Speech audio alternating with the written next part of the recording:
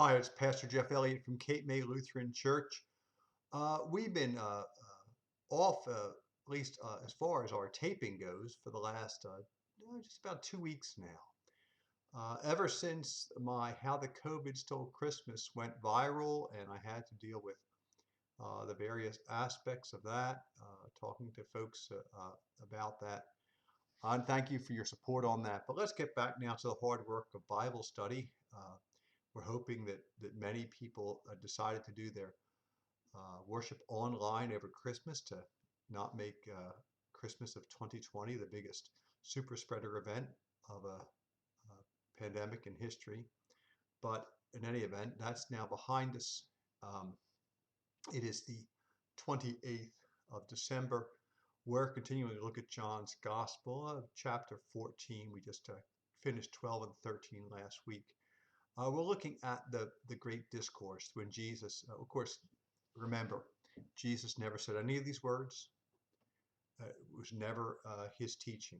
This is teaching of a person who is reflecting on Jesus 60, 70 years after the fact, when there has been a real fervor for an expectation of his return for the first 60 years, 65 years.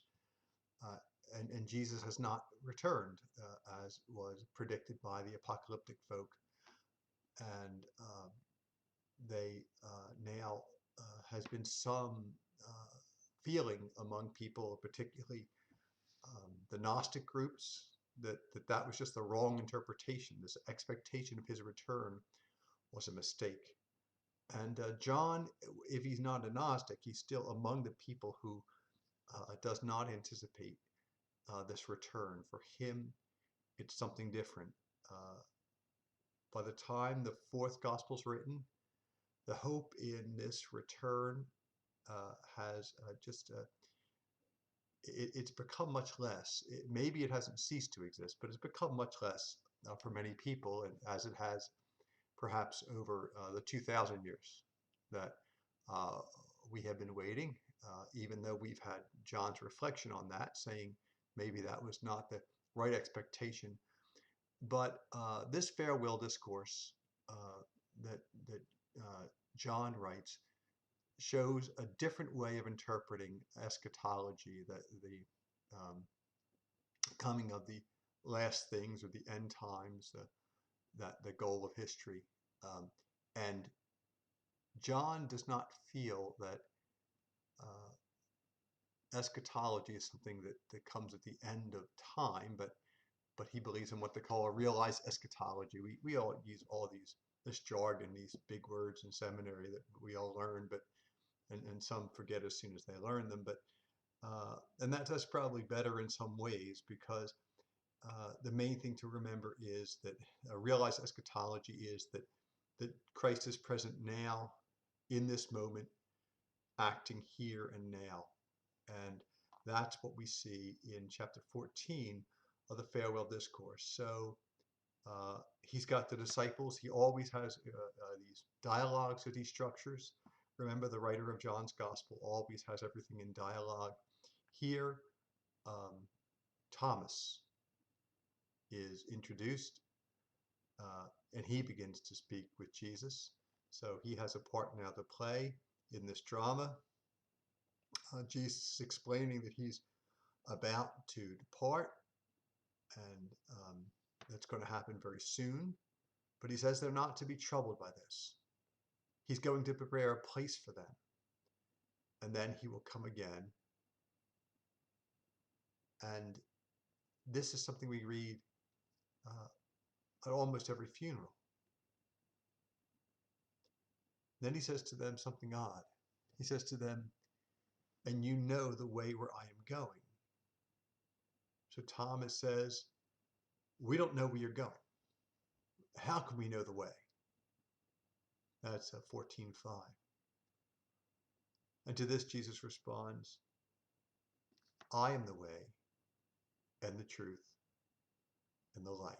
Another I am statement, these ego eimi statements, which are throughout. John's gospel, taken from one of its sources, the ego eimi source. It's kind of like the sign source. One of the things he uses. Um, and what he's saying here is very important. They know the way that he's going because the journey is not an outward journey. The journey is one that takes place inside. Uh, every day I meditate, usually 3 times a day, once in the morning, once in the middle of the day, and once at the end of the day. Not that I get any points for that. There's no merit for that in heaven. I do it for me, not for anyone else. I do it for my connection to God. But the path is inward. It's an inward journey that we take. And that's what Jesus is saying here in John's gospel. God is not up in heaven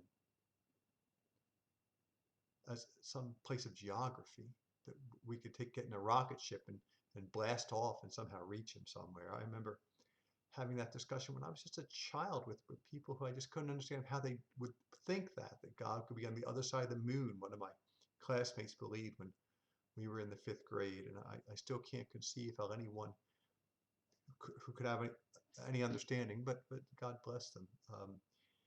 In any event, um, here I think he's saying basically that's not the journey we take to reach God. The journey we take is inside of ourselves. And so we live out this reality of Christ when Christ lives within us. And that becomes our pathway to the Father through Christ living in us. When Christ was born in us and lives in us, that Christ living in us becomes our pathway to the Father. So God literally dwelling within, Jesus as God, right? Christ as God, dwelling within, becomes our path to the Father. Then Philip speaks. Philip says, Lord, show us the Father. Show us the Father and we will be satisfied, in verse 8. And Jesus says, have I been with you this long? And you still don't know me, Philip.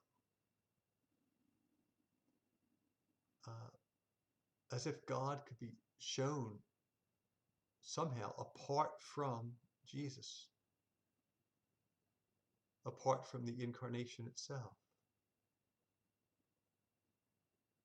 Jesus is saying, I am in the Father and the Father is in me. It's God who speaks through me. The Franciscans like to say that the first incarnation was the creation itself. And this is the idea of God within all of us, of course, but through the Christ. God is within all of us through the Christ, and certainly dwelling in Jesus. Now, we access that Christ within us through this new commandment that Jesus gives us to keep. This commandment we talked about last time, this mandatum, the Maundy Thursday, is named after this mandate, right? To love one another as I have loved you. It's in loving one another that we dwell in God and God dwells in us. If we dwell in love, John says God is love. If we dwell in love, then we dwell in God and God dwells in us. So then there's a third disciple who speaks. This is Judas. This is not Judas Iscariot.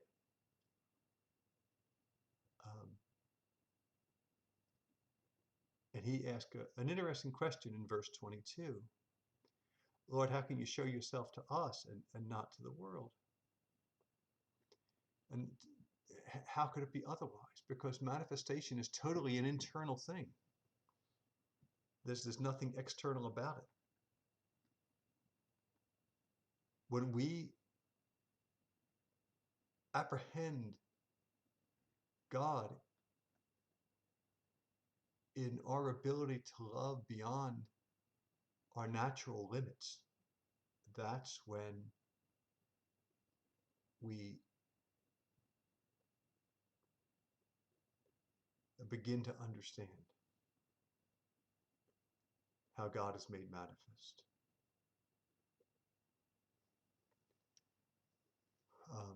We love one another as Christ loves us. And we see in that the love that Christ has for God and the love that God has for Christ, that the Father has for the Son has for the Father, is the language he uses here. Uh, this part of the discourse concludes with Jesus saying, I've spoken to you while I'm still with you, but he's preparing them for the coming of the Holy Spirit. And when the Holy Spirit comes, when Jesus is gone, the Spirit will teach all things, and they'll remember all the things that Jesus taught them. And he promises them that he leaves his peace with them as well, a peace that the world cannot give. The world cannot end Jesus by crucifying him. Jesus will continue beyond that. That's this indwelling of the Spirit that he's speaking of. If you love me, keep my commandments, and I will pray the Father. He will give you another comforter that he may abide with you forever, even the Spirit of truth. The Holy Spirit, the Spirit of God, the Spirit of truth is this indwelling of God that is within us and that comes alive when we love as the Father loves. Okay, this is the end of the discourse. Uh, we'll have another later because of the way John's gospel comes together. Frankly, this is an interpolation here, but we'll get to that later. Right now, in verse 31, Jesus says, rise up and let's be going. And I think that that's a good place for us to end today.